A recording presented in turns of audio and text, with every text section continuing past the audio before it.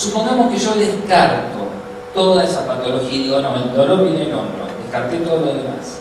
La segunda pregunta que me tengo que responder es si estamos frente a trastornos musculoesqueléticos estructurales o funcionales.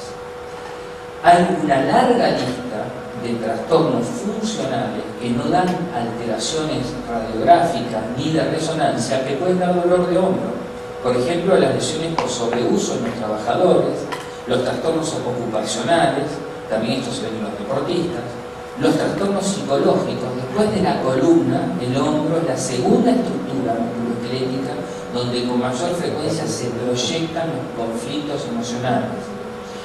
Los síndromes de dolor regional complejo, que en general se asocian a trastornos de tipo periférico neurológico. Y hay dos situaciones muy importantes que cada vez vemos más, que son el dolor miofacial regional y la fibromialgia. La fibromialgia es una patología muy frecuente, es una patología que se ve mucho más en mujeres que en hombres, 7-1 en mujeres, que recién fue reconocida por la Organización Mundial de la Salud como entidad nosológica en 1994. Antes de 1994 eran esas mujeres que uno, comprador de la dama, decía la guardia es una histérica. Era la típica etiqueta que uno ponía. Y en realidad esas mujeres tenían motivos para tener sus síntomas. Tenían fibromialgia. La fibromialgia es un cuadro de dolor musculoesquelético que tiene que ver con desbalances en el metabolismo de la serotonina. Y son de esas mujeres que les duele todo, que dicen, doctor, me duele hasta el pelo. En general eso se asocia con el síndrome de fatiga crónica y se asocia con trastornos del sueño, por ejemplo, el síndrome de piernas inquietas. Muchos casos de fibromialgia son operados sin sentido. En Estados Unidos hicieron una estadística. En una época, para que a una mujer le hicieran el diagnóstico de fibromialgia, pasaba por 15 médicos distintos en promedio. Entonces, tengamos en cuenta estos cuadros. Con frecuencia se asocian también al bruxismo. Cada vez vemos más bruxismo, que es una patología de la sociedad actual. Por último, el fraude en los pacientes laborales puede ser una causa de consulta, pero se ha visto en estadísticas muy serias que solo el 5% de los trabajadores que están en litigio inventan el dolor. La mayoría lo exagera, pero que lo inventen de la nada es poco frecuente. Supongamos que yo descarté entonces esos trastornos funcionales y estoy frente a un trastorno estructural, una alteración en la estructura del hombro. Tengo que responderme si el origen es traumático degenerativo, que es nuestra esfera de trabajo, o si tiene otra etiología que pueda o no ser nuestra esfera de tratamiento. Este era un paciente que yo recibo que tenía dolor de hombro. El traumatólogo que lo vio sin pedirle radiografías lo manda a hacer rehabilitación. El kinesiólogo lo pone en algo que para mí es un instrumento de tortura medieval, pero que está en muchos consultorios de kinesiólogos todavía, que es la rueda. El paciente de golpe siente un crack y hace esta fractura patológica de una metástasis de un cáncer de pulmón. El detalle que había pasado inadvertido es que siempre fumaba 3 atados de cigarrillo desde hacía 30 años todos los días. Entonces, recuerden que las metástasis pueden aparecer en el extremo proximal del útero. El esqueleto es la tercera zona de localización de metástasis. La primera es el hígado, la segunda son los pulmones. Recuerden que dentro del esqueleto el húmero representa el 20% de las sedes de metástasis y hay tumores como próstata, pulmón y riñón que con mucha frecuencia dan metástasis a nivel del extremo proximal del útero. Este otro caso, que también venía siendo tratado como un dolor de hombro sin diagnóstico preciso, esta chica, ya nosotros la recibimos, venía del interior de la Argentina con muy avanzado el tumor. Fíjense que había desaparecido gran parte de la clavícula, tenía un tumor de células gigantes del extremo distal y parte de la clavícula, ya estaba absedada la piel cuando la operamos y le hicimos la resección del extremo distal de la clavícula. Este es otro caso, una paciente que se cae, se golpea y le aparece este bulto a nivel de la escápula, en la cara posterior del hombro. Me la manda un médico que trabaja en un hospital, la que conozco, no sabían un poco qué hacer, si pulsarla, no sabían si era una infección.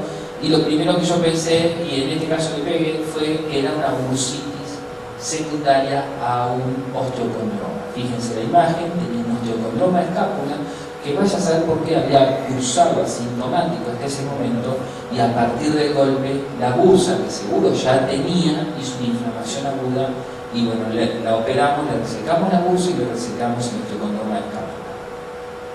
Hay otras patologías que pueden afectar el hombro y que no son directamente de nuestro resorte de tratamiento o de diagnóstico, que son las artropatías neuropáticas. Estos dos casos son casos de siringomielia, que genera en pocas semanas pasar de un hombro sano a esto. Se destruye la articulación, porque es un hombro neuropático, y uno es poco lo que puede hacer. Esta era una paciente que en lugar de desarrollar esta forma atrófica, se luxó el hombro en forma espontánea por el desbalance de las partes blandas y la falta de control neurológico.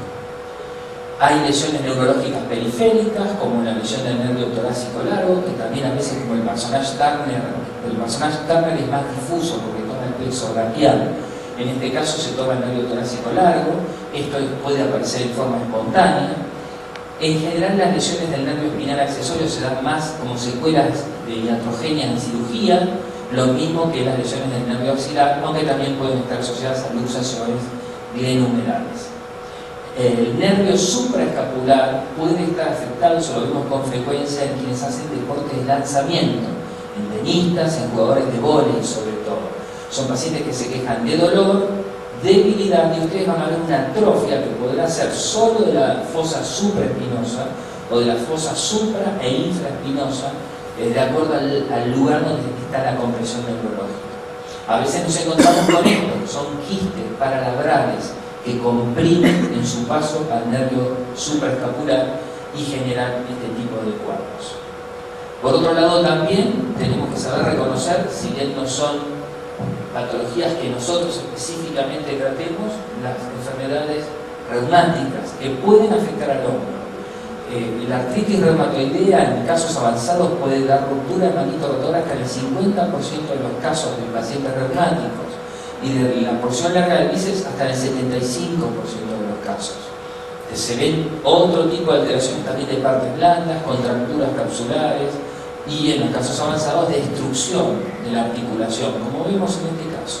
Esta es una chica de 16 años que tenía una enfermedad de Still. La reumatóloga que la atendía me había escuchado en una charla y me la derivó porque tenía un dolorcito en el hombro. La reumatóloga la seguía hacía 2 años y se había llegado a este grado de destrucción en parte porque uno tiende a compensar con el codo, con la escápula y con la cintura, el movimiento del hombro, y pasa desapercibido este grado de destrucción. Cuando le dije lo que tenía en el hombro, la chica salió corriendo ofendida, vino el padre a quejarse, porque no podían creer que tuviera esto. El hombro acá está destruido, la única alternativa que tenemos es ponerle una prótesis. Cuando mucho tiempo antes se podría haber ganado tiempo haciendo una artroscopía, una sinoviectomía artroscópica. Ahí el que falla es el reumatólogo. Hay otras patologías de la membrana sinovial, como la condromatosis sinovial. Este es un paciente que operé hace muchos años en un pueblo del interior de Argentina. Fíjense la cantidad de perlitas que tiene de cartílago. Tenía incluso por dentro de la coracoides, invadiendo la zona del plexo braquial, y ya estaba haciendo una artropatía degenerativa de la articulación glenumeral. Entonces, como ven, hay un montón de cosas que descartar y no todo es músculo esquelético. Ahora recién vamos a empezar con lo músculo esquelético, con lo propiamente nuestro. Pero no podemos pensar en esto si antes no nos quedamos tranquilos y descartamos todo lo demás. Si se trata entonces de un cuadro musculoesquelético, sin duda tenemos que respondernos cuál es la estructura afectada, y a veces puede ser difícil contestar eso. Fíjense este paciente. Llega a la guardia por un accidente de tránsito. Bueno, evoluciona bien, pero dice, me duele el hombro. Se le hacen placas de hombro, no hay nada. Se da el alta, el paciente se va a la casa y vuelve con dolor de hombro. Entonces se le saca otra placa y se ve que tiene una fractura de clavícula. Y fíjense, había quedado oculta por los electrodos. A veces una pavada como esa puede traer problemas, pero acá, ¿qué es lo que falló? El radiólogo, en parte sí, pero lo que falló fue el médico que no lo examinó. Porque si le hubiera palpado la clavícula, el paciente hubiera pegado un salto cuando le tocaba ese punto y hubiera podido pensar en que había una fractura de clavícula. Otras fracturas que pasan muchas veces desapercibidas son estas, las del extremo distal de la clavícula. Si ustedes sacan esta radiografía que se llama proyección de Zanca, tienen muchas más chances de diagnosticarlas.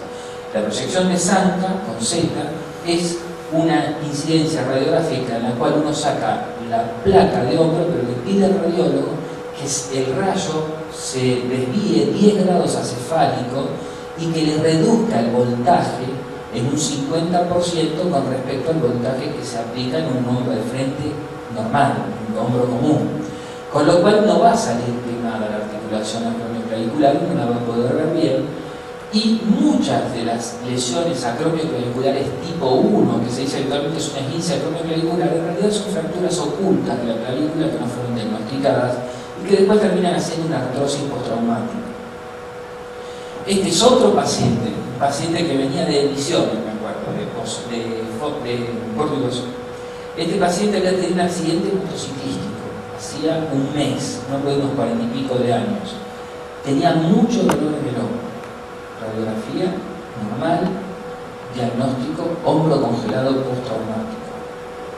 Bastó angular el rayo y hacer una incidencia escapular lateral para darse cuenta que tenía una luxación posterior.